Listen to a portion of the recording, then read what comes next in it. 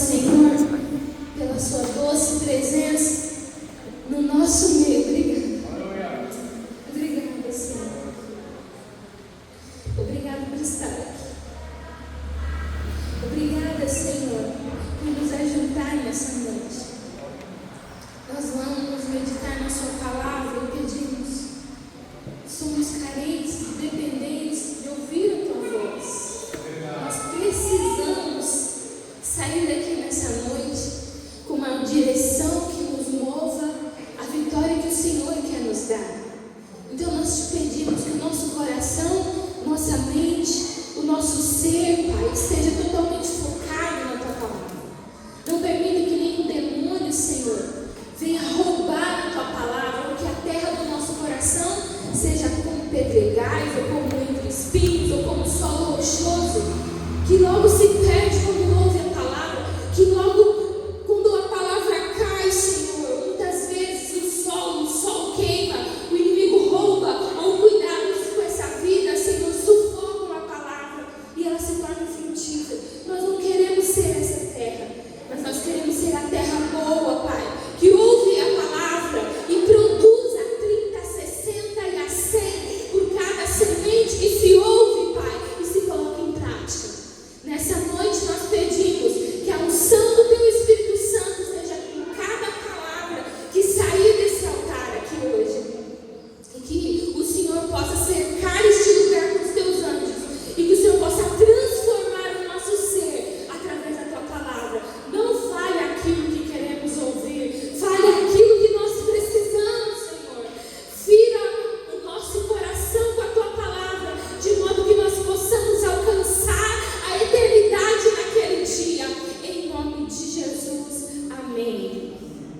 Abre a palavra, 1 Tessalonicenses, capítulo 5. Eu quero meditar em alguns versículos nessa noite. Eu tentei fugir dessa palavra e ir para outra, mas aí o Espírito Santo falou assim: filhinha, fica quietinha, que essa daqui mesmo. Glória a Deus. Quero meditar sobre alguns versículos com você. 1 Tessalonicenses, capítulo de número 5. Nós vamos ler o capítulo 1 em diante.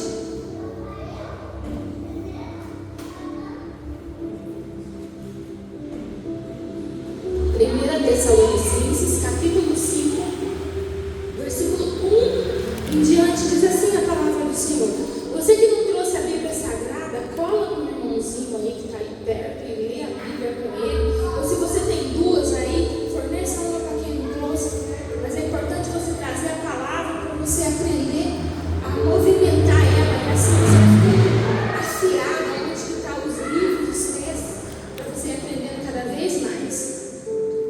1 Tessalonicenses, capítulo de número 5, versículo de número 1 diz assim: mas irmãos, acerca dos tempos e estações, não necessitais de que vos escreva, porque vós mesmos sabeis muito bem que o dia do Senhor virá como um ladrão de noite, pois que quando disserem a paz e segurança, não lhes sobrevirá repentina, então lhes sobrevirá repentina destruição, como dores de parto, aquela que está grávida, e de modo nenhum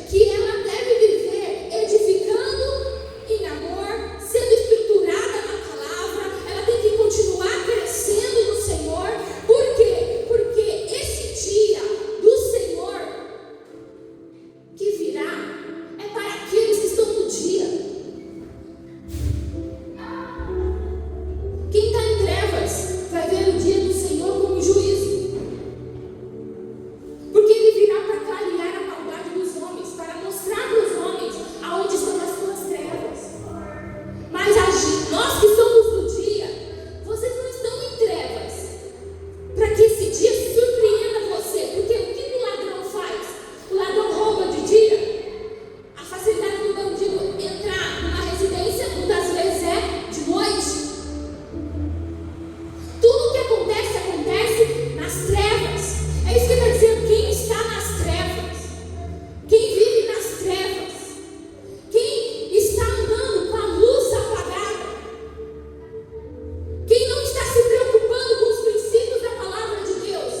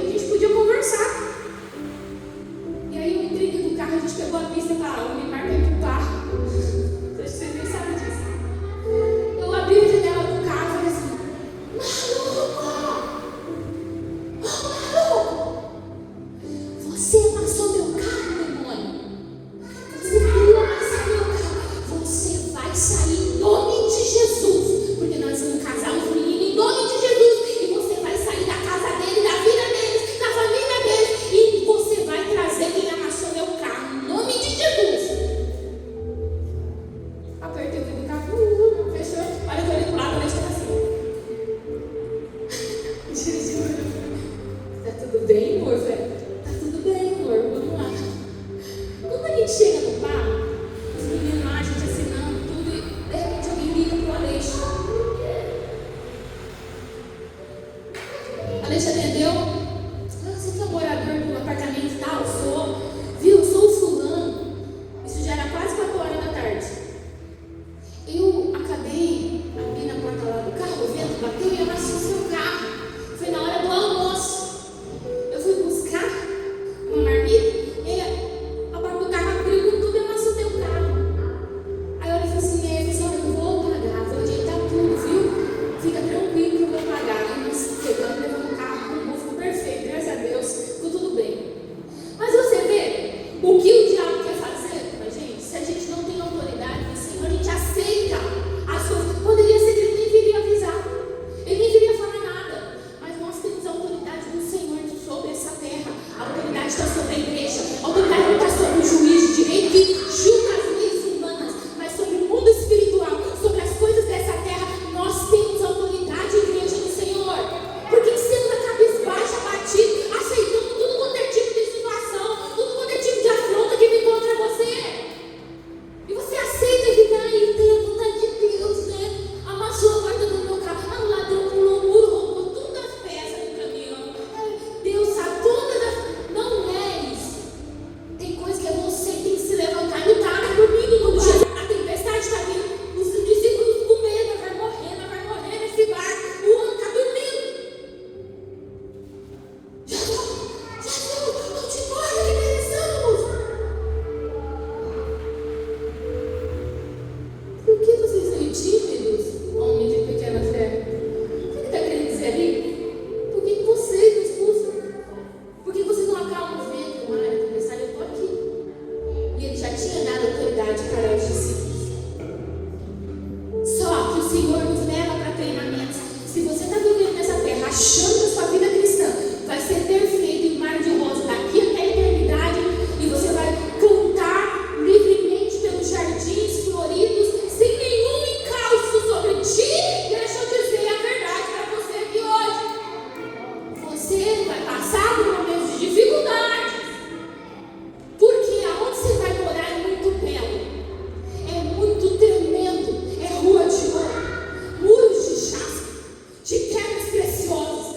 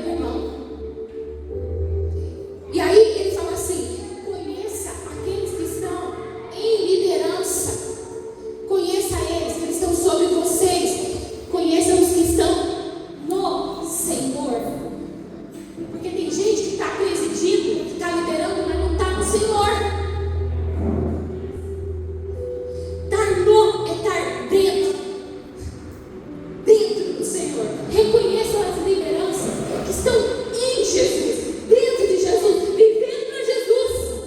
Chega perto deles e vê quem são eles. Conheçam eles. Esses que te exortam. Nem sempre a liderança vai vir com um frufruzinho para você. Às vezes ele vai pegar em você onde estava, corrigir você do céu. Liderança verdadeira é essa. Não umas que eu vi por aí, que a gente estava com uma situação de homossexualismo dentro do ministério que a gente estava liderando. E eu falava, eu vou afastar as duas mulheres, vou afastar, vou cuidar, mas elas não podem mais ficar juntas e não vão cantar, não vão fazer nada na igreja. Deixa comigo. No outro final de semana, as duas estavam cantando num filme de oração. E aí, olha, agora o mistério caiu naquele dia, no estranho. E eu olhava aquilo e falei assim: o sangue de Jesus tem poder. Eu falei, agora eu quero sair daqui. Eu falei, aguenta até o final do culto. O Senhor vai nos dar vitória. Oh, queridos, é uma falta de temor. Se alguma liderança fala para você, tá tudo bem, Deus entende. Vigia que pode nascer logo te levando para o inferno. Porque o verdadeiro líder vai falar assim: para com isso, senão você vai para o inferno. E eu não quero perder sua alma para o diabo. Eu quero que você conheça Cristo. A verdadeira liderança vai chacoalhar você até você entender que você precisa amar Cristo sobre todas as coisas. Trate esse aí com grande estima e amor. Versículo 13. Por causa da obra, pega essa liderança que você encontrou, trata ele com estima e amor, por causa da obra que ele está fazendo. Sabe o que? A liderança abre mão de muita coisa para seguir, para passar tempo com gente, para preparar sermão, para estar edificando o corpo, edificando a igreja, orando. Muitas vezes a gente deixa de orar com a família, mas tem um monte de gente chegando na mente e é o dia inteiro falando com Deus. Hoje eu estava no carro dirigindo e eu falei: Deus, eu já não sei mais em que momento é o momento de oração, porque todo momento eu estou falando com Ele. Eu tenho os meus momentos, mas se torna um negócio tão profundo que ele faz parte de tudo, até no negócio que eu vou comprar no mercado. O que o senhor acha? O que o senhor quer fazer? O que nós vamos fazer hoje? A presença. E ele fala: tem essas pessoas que andam com o Senhor e que lideram vocês em grande amor por causa da sua obra. Tende paz. Para de picuinha. Para de achar coisa onde não existe. Para de entender as coisas torcidas. Vai conhecer, vai andar perto. Fala: estou pensando nisso, é verdade? Será? Mas você está pensando isso de mim? Claro que não. Então amém, amém. Está tudo bem. Rogando-vos, irmãos, eu vou pular, que admoestreis os desordeiros. O que tem de gente santa na igreja querendo buscar, tem gente também que é desordeiro, que quer ficar fazendo o que quer. Desordeiro aqui não é aquele que faz bagunça. Desordeiro é aquele que sai para viver a sua vidinha. Deixa a obra de Deus, não é para mim, não, isso aqui é para outras pessoas. Esses são os desordeiros que Paulo está falando. E tem os de pouco ânimo, aqueles que ficam desanimados por qualquer coisa. A Bíblia está nos falando para ter paciência e ajudar. E aí ele fala: vede que ninguém dê a outro mal por mal, mas seguir sempre o bem uns para com os outros e para com todos. Segue o bem. E aí ele entra falando que a graça te torna alegre. Eu estou sempre falando sobre isso. E tem gente que ainda não pegou. Eu oro em nome de Jesus para que você pegue essa chave aqui hoje. A graça te torna alegre. Paulo estava passando as piores perseguições daquele texto. A graça te torna alegre. E ele escreveu isso: regozijai-vos sempre.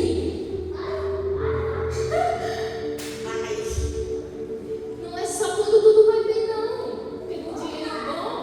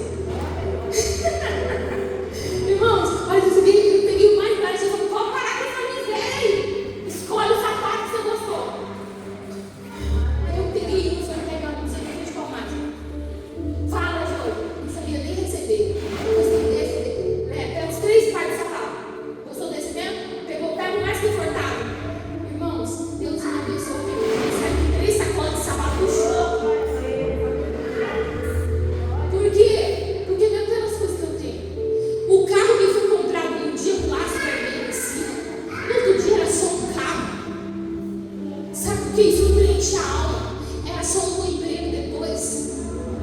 Era só um emprego, com todo emprego. Mas eu ainda continuava na alegria dele.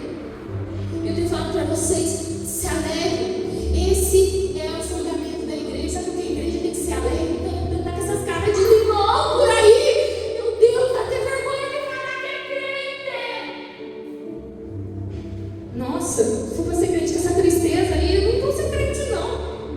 Chegar lá no serviço, o que foi? Parecendo que brigou com o diabo a noite inteira e foi lá e tá cheio de demônio perseguindo.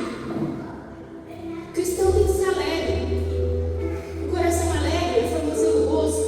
Gente, a carne trufada, a ruga, vai dar capa no toque. E é caro.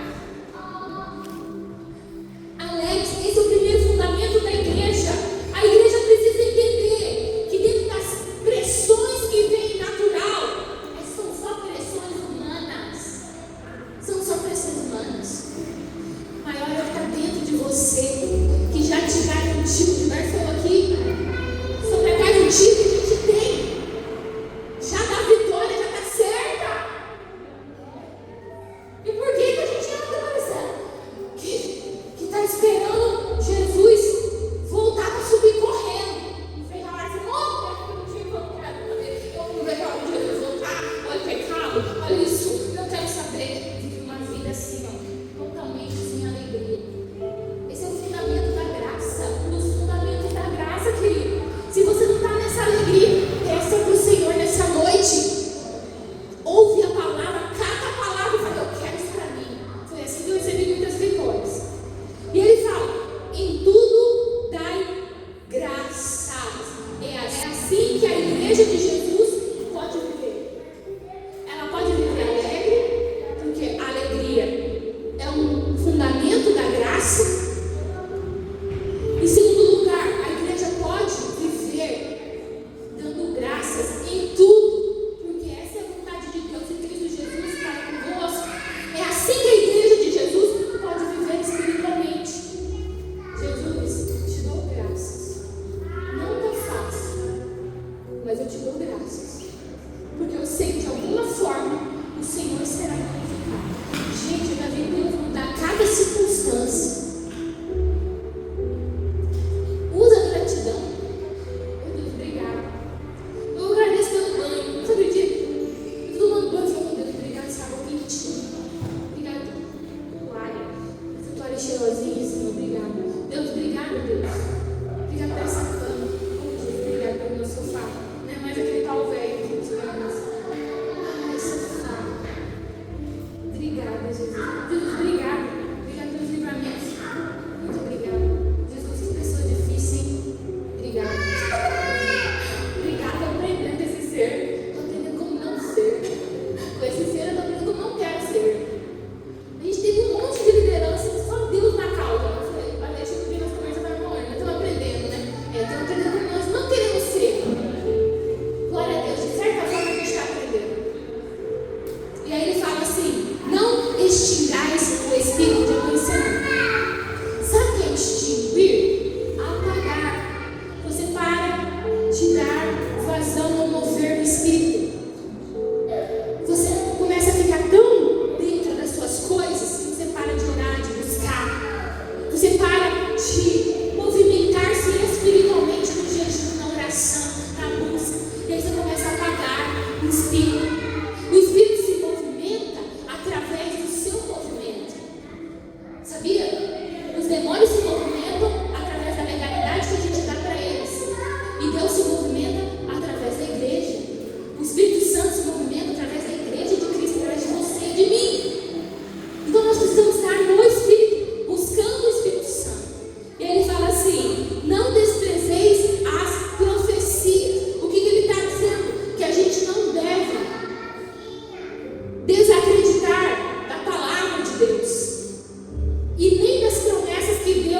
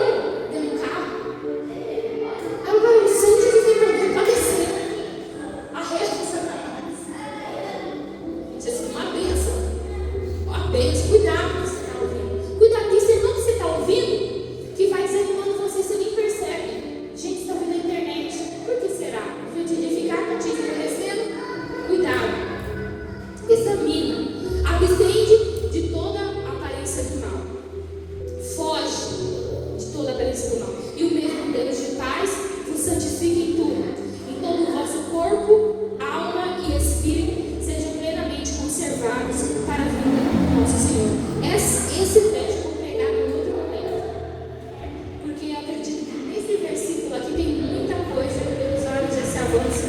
Eu quero orar por você aqui hoje. Você que chegou aqui sentindo-se sobrecarregado, sem alegria, triste. Jô, está difícil. A palavra de Deus entrou no meu peito aqui, olha, eu estou me sentindo um pouco melhor.